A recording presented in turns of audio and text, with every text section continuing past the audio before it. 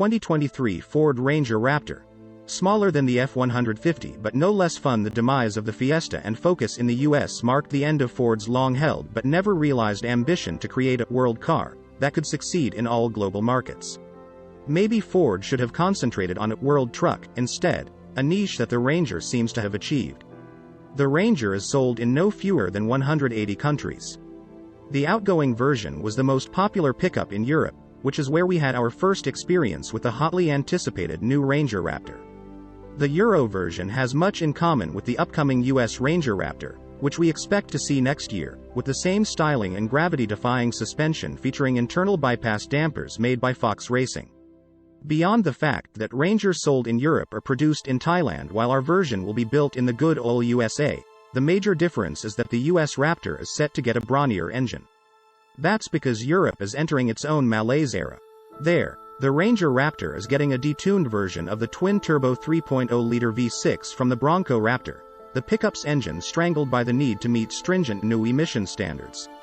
In Australia, where the Ranger Raptor was launched first, its V6 makes 392 horsepower and 430 pound-feet, but in Europe, it will produce 288 horsepower and 362 pound-feet. We will have to wait for US specs, but it seems certain our Raptor will have at least as much power as the Australian version, and possibly the full 418 horsepower and 440 pound-feet of the Bronco Raptor. A 10-speed automatic gearbox with a 2-speed transfer case, plus locking front and rear differentials, will be standard in all markets. The new Ranger's fresh metalwork sits on the same T6 platform as the outgoing truck, and the Raptor uses a reinforced version of that latter chassis.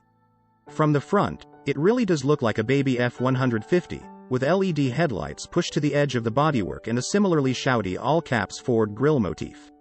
Like the F-150, it also has plastic wheel arch extensions and a broader track.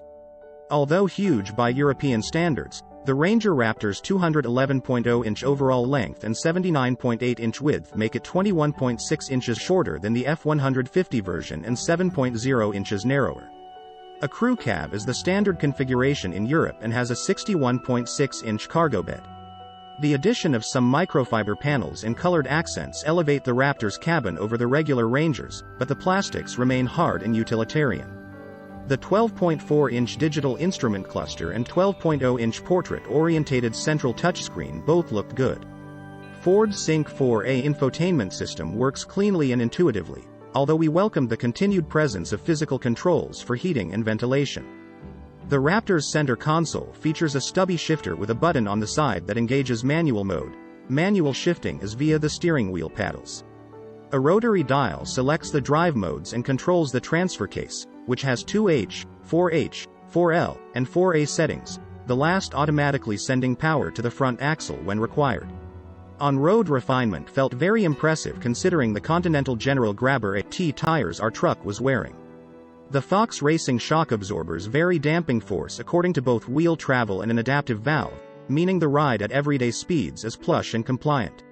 Noise insulation proved equally good at highway speeds, the Raptor's cabin staying quiet at a 75 mph cruise in normal mode, an unexpected virtue. Steering weight feels heavier than in the F-150 Raptor, even in its lightest setting, but delivers little feedback. There isn't much for it to talk about given the front tire's limited ability to deliver lateral grip on asphalt.